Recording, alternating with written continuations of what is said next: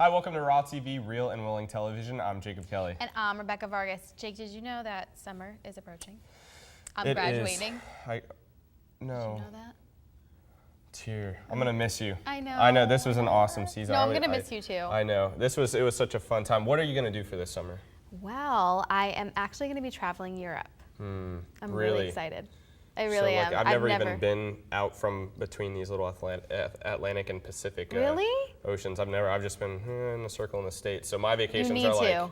You need to. It'll change your life. Like, I'm not even kidding. Really? It's so much different than the United States. So where are you gonna go in Europe then? I'm going to Spain. We're gonna hit all the major ones: Greece, Italy, Spain, France, and I feel like I'm missing one, but all in that area. Are you just going with friends or family? Yeah, my best friend. Yeah, I'm going with my best friend. Wow. It's going to be really fun. That's I'm awesome. really excited. You're going to hit up the beaches in Spain? Yes. But this is going to be different than any other summer vacation I've ever had because I've never done anything really crazy. I think the extent of my summer vacations was going to Sesame Place when I was a little kid. Have you ever been to Sesame Place? I've never been. Wait, aren't you from Pennsylvania? I am from Pennsylvania. It's in Pennsylvania. I've never been there. I stick to Hershey Park. You know what Hershey Park is? Oh, yeah, but I've it's never like been there. Hershey World. Everyone's like, oh, Hershey Kisses and Reese's Cups, and we're gonna make ride themed out of them. Did you go there? Actually, it's a lot of fun, and it's cool because you gotta like measure your height compared to like, oh, are you a Twizzler or are you a Tootsie Roll and stuff like that. And if you're a Tootsie Roll, you can't ride the Twizzler rides because you're a little too short and all this kind of stuff. That's really cute. Oh, it's so much fun though. You never went to Sesame Place though? That place is like epic. No, I think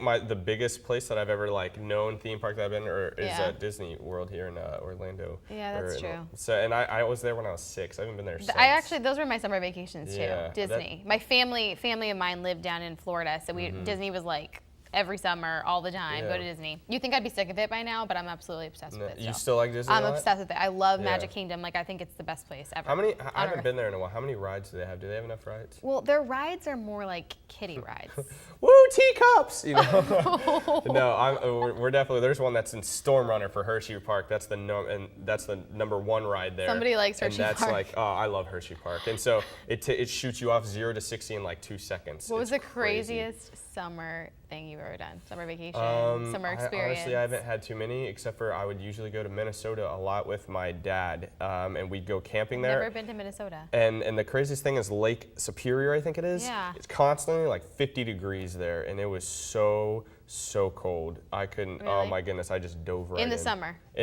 In the summer, I tried jumping in, and I was in there for like a good 3 seconds before I had to like get out. It was way too cold. And then not only that, I almost got struck by lightning. It was crazy. Wow, that's definitely awesome. a very interesting experience. But this was a lighter note. Yeah. But today's show, we have Carolyn Hennessy. She's an author, and she's going to be sharing her story with us. So don't go away.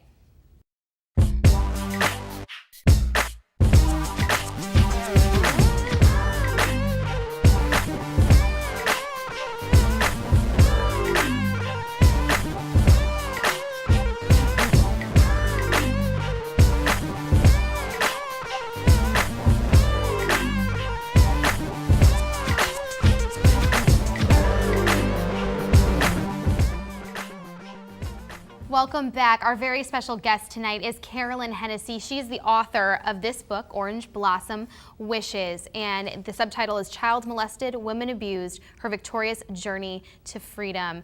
So Carolyn, can you please tell us your story? I mean, there's a lot in those few words right there. Yes, that's a good start for the story.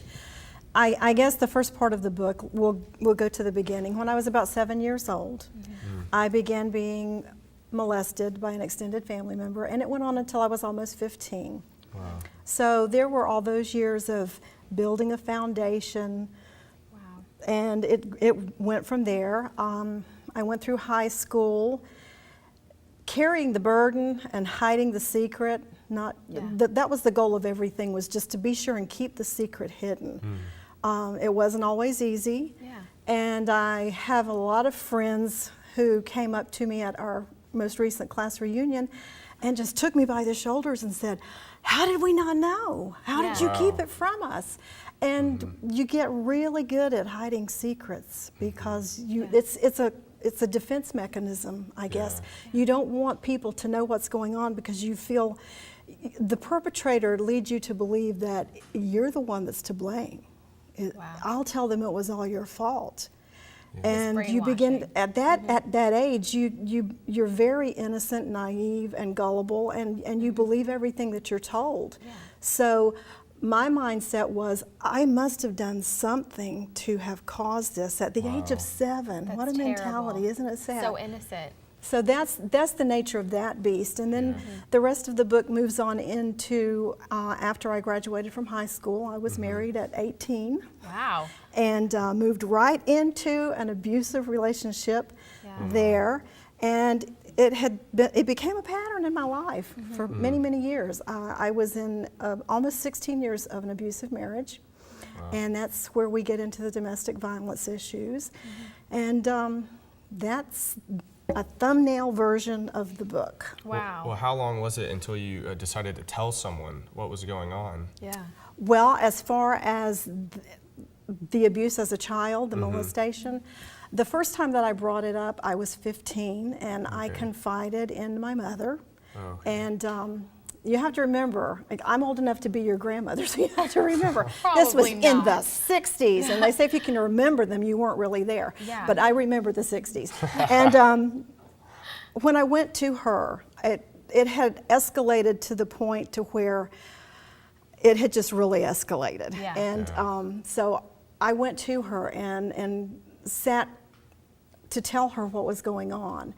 And I'll never forget, still to this day, she put her arms around me to console me.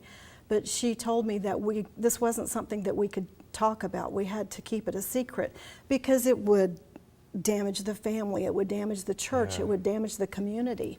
And it had already damaged me. So I carried it with me until that. I said, So no one else knew. now's the time, and I got real, and I was you did. willing.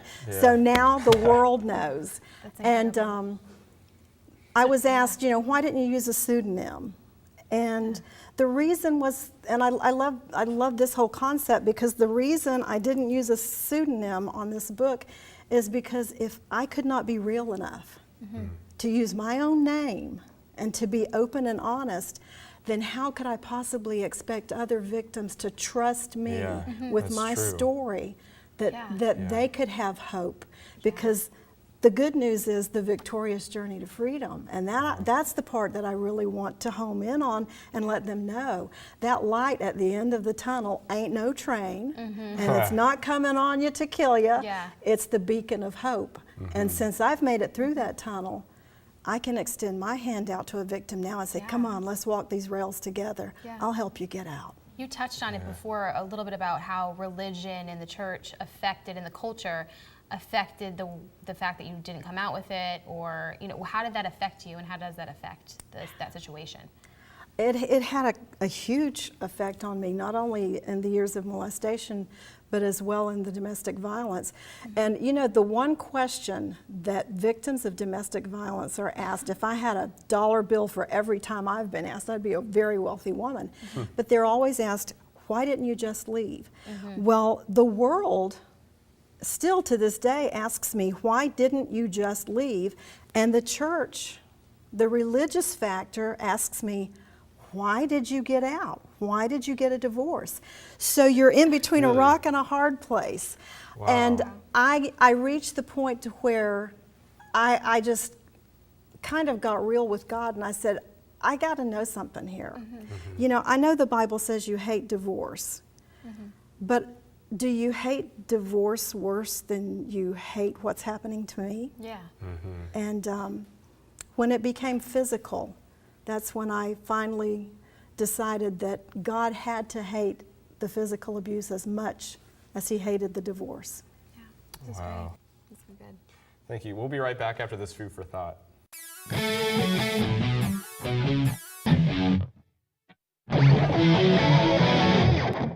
Hey everyone, I'm Chelsea Webb here with your food for thought.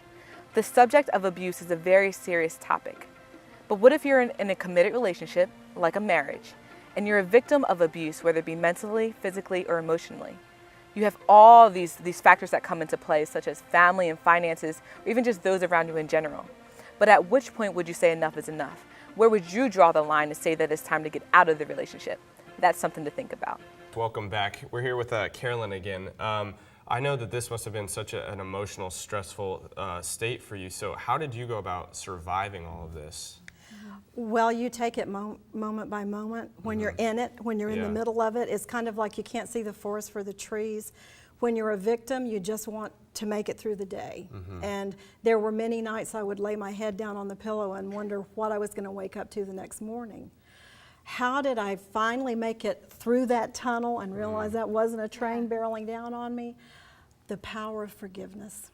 And I have to tell you, you might get a laugh out of this, and looking back, I'm thinking, what were you thinking? But I was reading my Bible, and there in red letters it said, to be forgiven, you must first forgive. Wow, yeah. To be forgiven, you must first forgive. And I kept reading it, and they just got redder and redder.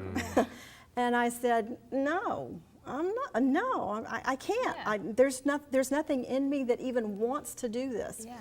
And he just kept, kind of thumping me over the head with the same verses.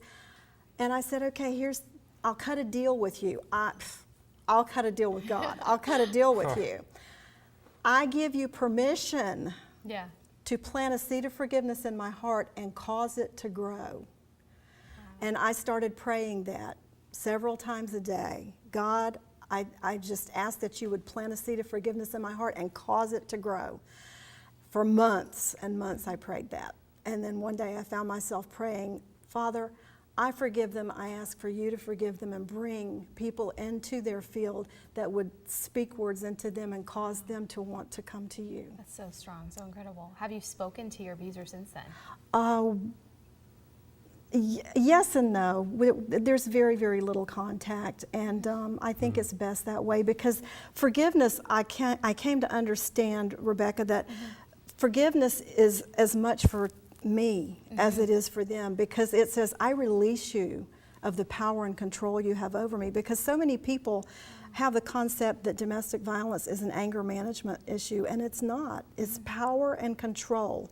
And when the abuser begins to feel that their power and control is being threatened and they're losing it, then they bear in even heavier, and it becomes even more dramatic, and more then it can become physical. Your first abuser, the one that started it all, have you spoken or seen him at all? No, not in many, many, many, many years. Wow. I feel like that's just such a hard thing to let go of, to forgive. It's such an incredible testimony. But it feels so good Yeah. once you do it. What do you think causes an abuser to abuse? Well, we go back to the power and control. There could be issues in their past. A lot of times an abuser was abused, and it's a pattern in their life. It's their way of kind of getting power and control over their lives, so they have power and control over their victim.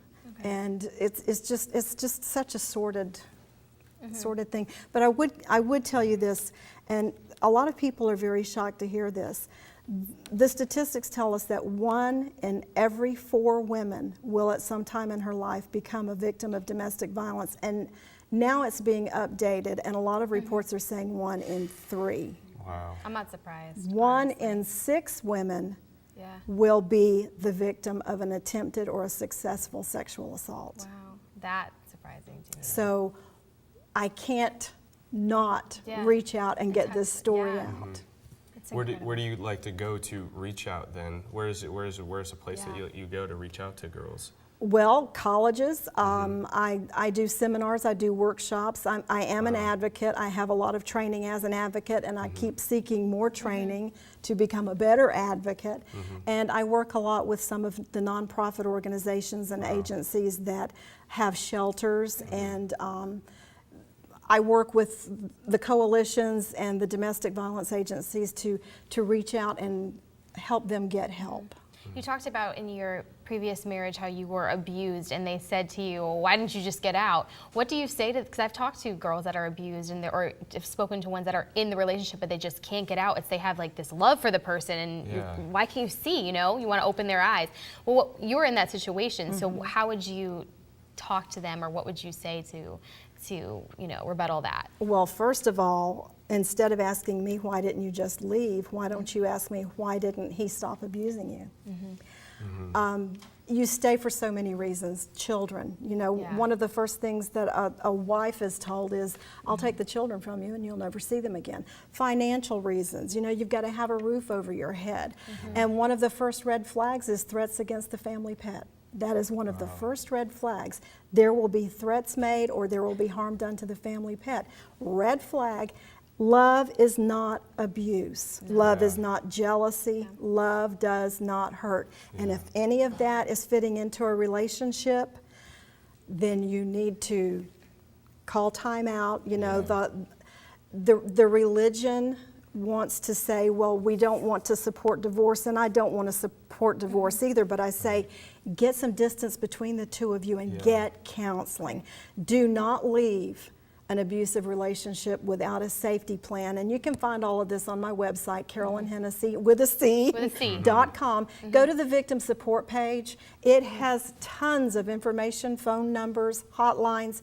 Just if anyone that's out there listening that might be a victim, I would strongly suggest that they go to the victim support page on my site. Okay. Well, we'll be right back right after this.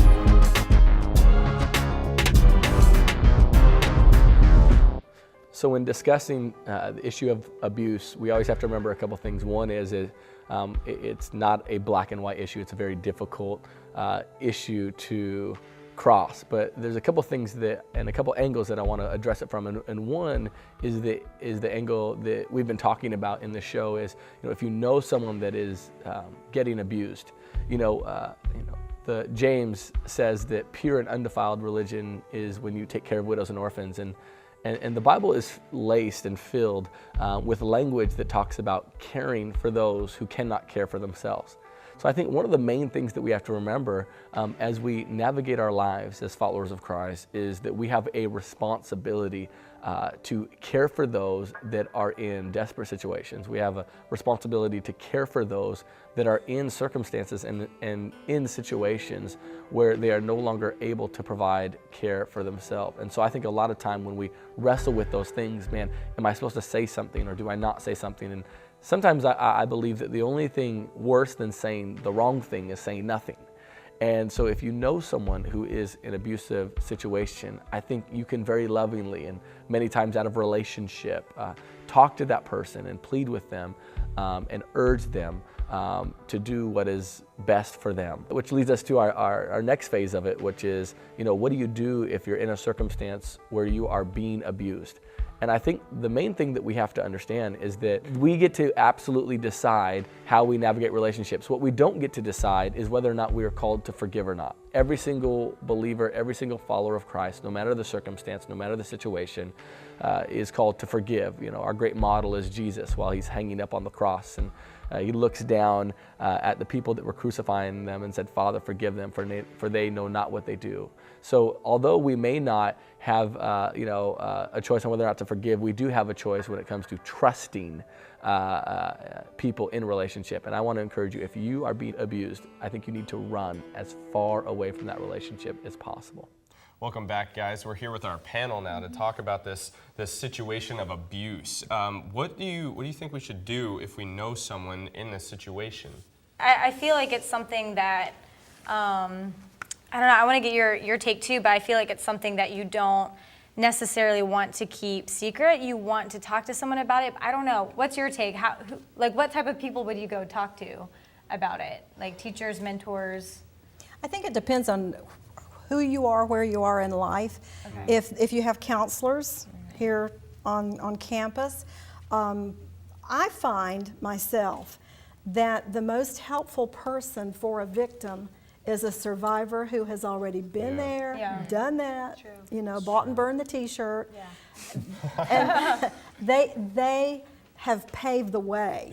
So I really think that if you can find someone, and there are agencies, and all over the country there are agencies, and we have one national agency that I would really like to give a shout out to, and it is the Family Justice Center Alliance, and they are out of San Diego, California. And they started out as a faith-based organization, but they are literally planted all over the country, and they can help victims of all sorts of abuse. If you need clothes, if you need groceries, if your baby needs diapers, there are shelters and organizations out there to help you.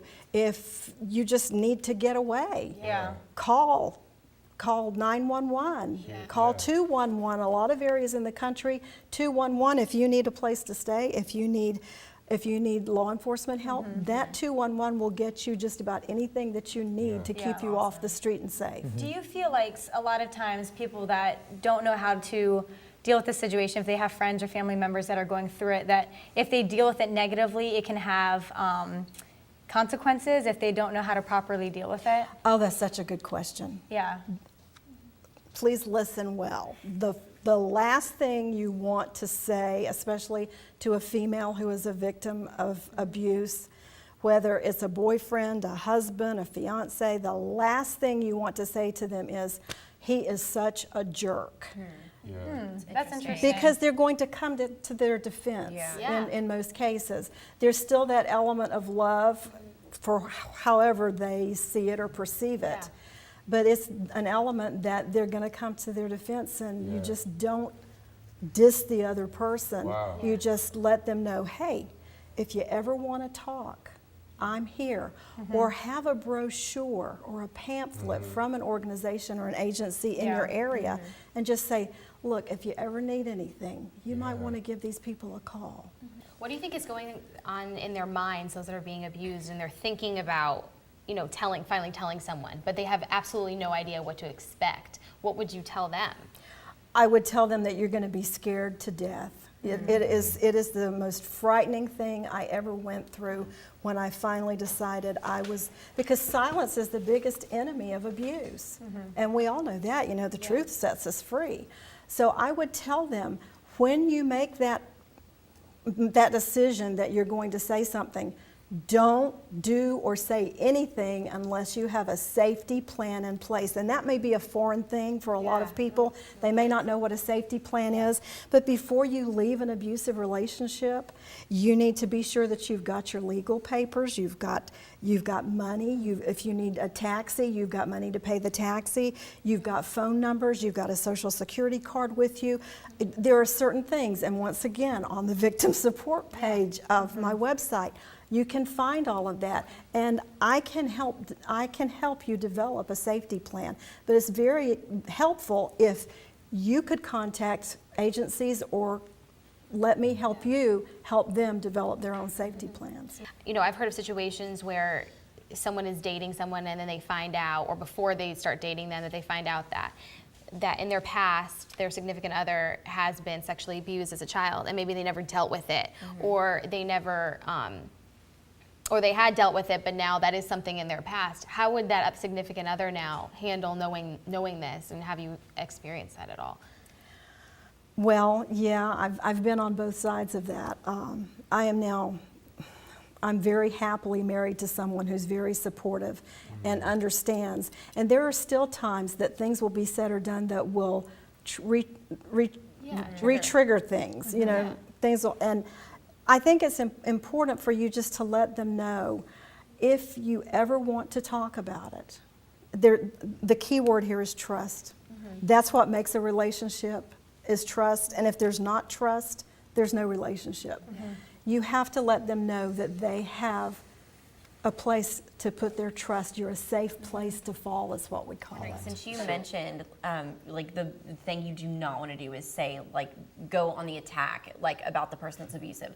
But can you, like, if you're in a close relationship and you see that abuse, can you ask them about it? Like, is that a good idea, or do you want to not approach them about it at all until they approach you? Like, point out, hey, I noticed if this. you notice something. I noticed this. How do you feel about that? Like, is that a bad idea also? Or, like, if you're approaching them in love, clearly. Yeah, and I think you have to tread very lightly. You might just want to say, you know, if there's ever anything that's really bothering you and you feel like you need somebody that you can really confide in, I just want to let you know I've got your back. Just let them know that that door is open. I would not barrel in and say, you know, I happen to notice he grabbed your arm and turned you around and got in your face.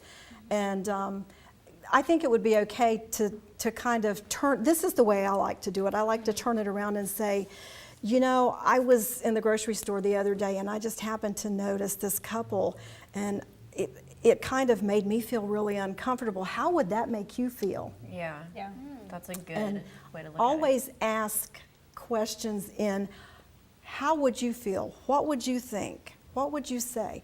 And just use little nuggets like that, Yeah. you know, to kind of turn it to where they can start thinking and opening up. I want to ask a question real quick, because we've covered a lot of, what is abuse, what are the signs, but how can we actually prevent abuse from happening in the first place so that you don't have to deal with rehabilitation and things like that, so that we can save girls from the future? You have to know what abuse looks like, and Yeah. at the very first sign of abuse in a relationship, Yeah. run, do not walk to the nearest exit. Yeah. That's good. Yeah. But even in most cases, this is happening with younger girls who, like when you were 7. So, I mean, this is happening at a time when you are probably most vulnerable to something like this. Yeah. My family's actually gone through the same thing, and the last couple of years has been crazy. And I have seen more of a man in my dad than I've seen in him growing up at all, just in the way that he's handled every situation. How, because of what my mom has gone through, he still looks at her the same way he did when they were married. And he says, hey, like, I know this is hard. I'm here, I am. And he says that, hey, if you ever need to talk, like, please, like talk to me, like, I want to help you through this. But it's hard for her because the people that abused her were the people that were closest to her. Yeah. It was her father and her brother. And so for 12 years that she went through this, and it was, it was great. Like, how do you adjust to that, you know? How do you help somebody when it was someone so close? That usually is. Statistically speaking, it usually is. I believe statistics as high as maybe 80% of children who are molested are molested by someone they know. So And how it's do we usually a prevent that from the, that happening from the family? Do we need to address the issue of men? Is that something that we need to focus on? Men standing up and saying, if I'll give you a perfect example. When I was out at an international conference a couple of years ago, one of the men stood up and said, we live on a cul-de-sac, and it was very visible for us. We would see this man abusing his wife verbally. It always starts verbally, emotionally, and he would grab her arm or get in her face. And all the other men on the cul-de-sac got together and said, look, we're going to go talk to him. Oh, wow. And all the men got a backbone and said, let's go have a cup of coffee. And they took him to a restaurant to have a cup of coffee and a come to Jesus meeting. And he never laid a hand on his wife again. Wow. They had her covered. Thank you so much for being here. We really appreciate it. And if you want to find out more information on this, if you're dealing with abuse, please check out Carolyn Hennessy with a C.com. And her book is on Amazon as well as Barnes & Noble's, right? Yes. Orange Blossom Wishes. Orange Blossom Wishes. If you guys want to get more show updates, like us on Facebook and subscribe to our iTunes U account. And as always, don't forget to live it raw.